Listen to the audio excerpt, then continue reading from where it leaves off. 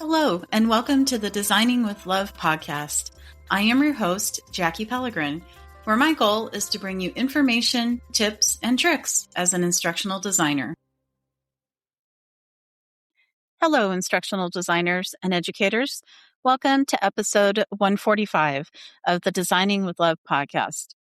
Today, we're continuing our series called Myths in Instructional Design and Education, where we unpack common beliefs that shape how we design, teach, train, and support learning.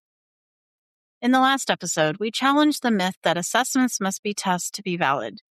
We talked about why assessments should focus on the evidence learners need to show, not just the format we use. In this episode, we're looking at another common myth. Engagement means entertainment. This myth can show up when we feel pressure to make learning fun, flashy, exciting, or filled with constant interaction. But engagement is not the same as entertainment. Learners can be entertained without learning, and they can be deeply engaged without every moment feeling fun. So, grab your notebook, a cup of coffee, and settle in as we explore this topic together. Before we jump in, here's how this series will work. Each episode will focus on one common myth, why it has lasted, what we know instead, and how we can make stronger design decisions moving forward. Today's myth is engagement means entertainment. At first, this idea can sound reasonable. We want learners to pay attention, participate, and enjoy the experience. And there's nothing wrong with making learning enjoyable. The problem begins when we assume that engagement means adding games, humor, flashy visuals, music, competition, animations, or constant activity. Those elements can support learning when they are used with purpose, but they do not automatically create meaningful engagement. A learner can click through an activity and still not understand the concept. A learner can laugh at a video and still not remember the key idea. A learner can enjoy a game and still not be able to apply the skill later. Entertainment can capture attention, but engagement should help learners do something meaningful with that attention. So, why has this myth lasted for so long? One reason is that entertainment is easy to see. If learners are laughing, responding, clicking, competing, or reacting, it can look like engagement is happening. But visible activity is not always evidence of learning. Another reason this myth persists is that many learning experiences have been boring, passive, or content-heavy. So when we try to improve them, it is tempting to swing in the opposite direction and make them more exciting. That impulse comes from a good place. We want learners to care. We want them to stay with us. We want the experience to feel human and alive. But if the entertainment is not connected to the learning goal, it can become a distraction. This myth also persists because engagement is sometimes not measured deep enough. We may look at completion rates, clicks, smiles, comments, or attendance and assume learners are engaged. But true engagement goes deeper than participation alone. It includes attention, relevance, effort, reflection, practice, connection, and application. Here's where we need to shift the conversation. The issue is not that enjoyment does not matter. Enjoyment can absolutely support learning. The issue is that entertainment should not be the main measure of engagement. A more accurate way to think about it is this. Engagement is not about keeping learners entertained. Engagement is about helping learners connect with the content, think deeply, practice meaningfully, and apply what they are learning. A funny story can be engaging if it helps learners remember an important idea. A game can be engaging if it helps learners make decisions, practice skills, or receive feedback. A discussion can be engaging if it helps learners process ideas and hear different perspectives. A quiet reflection can be engaging if it helps learners connect the content to their own experience. Even a challenging task can be engaging when learners understand its purpose and see how it connects to something meaningful. Engagement does not always look loud. Sometimes engagement looks like concentration.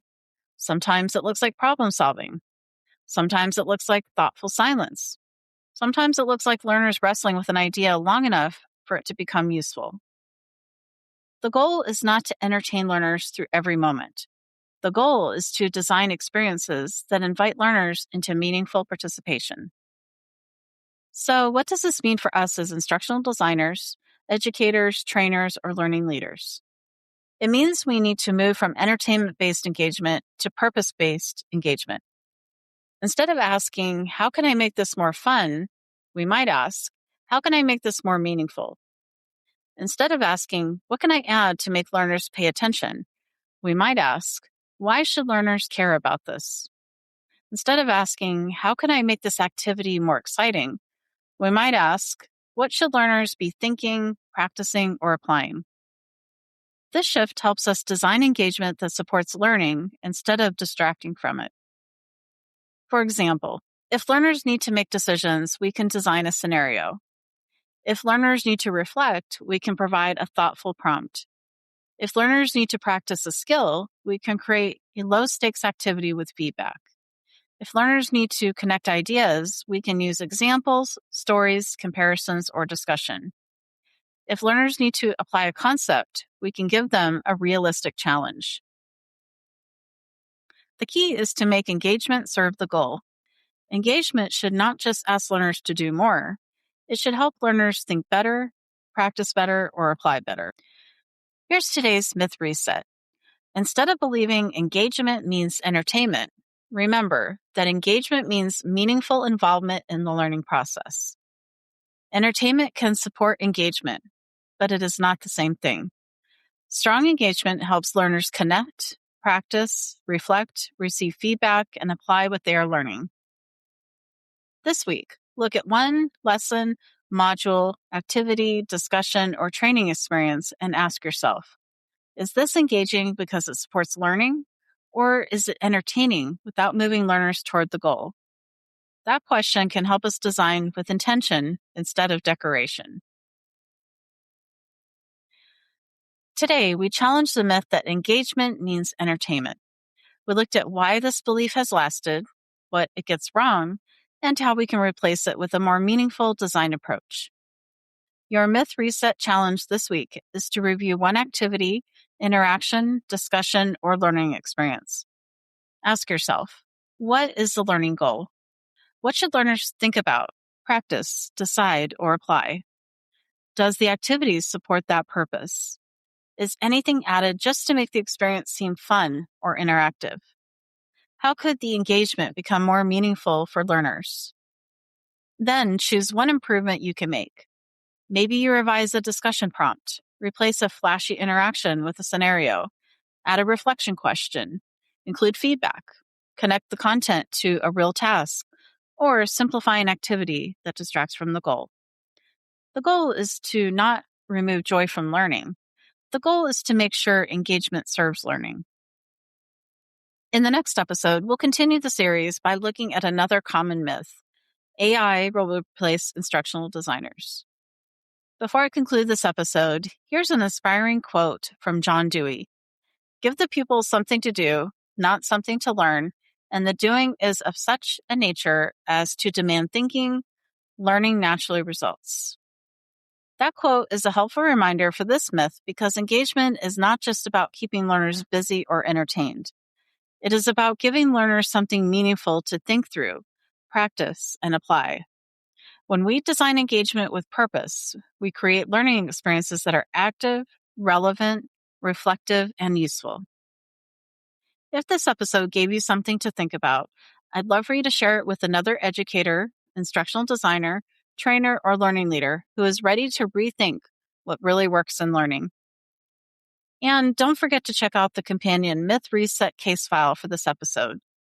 It will help you investigate the myth, review the design shift, and apply this week's challenge to your own course, lesson, module, or training experience. Thank you for joining me today as we opened another case in our Myths in Instructional Design and Education series.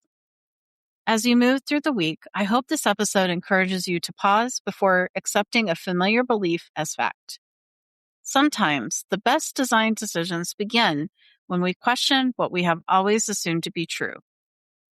Until next time, keep learning, keep questioning, and keep designing with love. Thank you for taking some time to listen to this podcast episode today. Your support means the world to me. If you'd like to help keep the podcast going, you can share it with a friend or colleague, leave a heartfelt review, or offer a monetary contribution. Every act of support, big or small, makes a difference, and I'm truly thankful for you.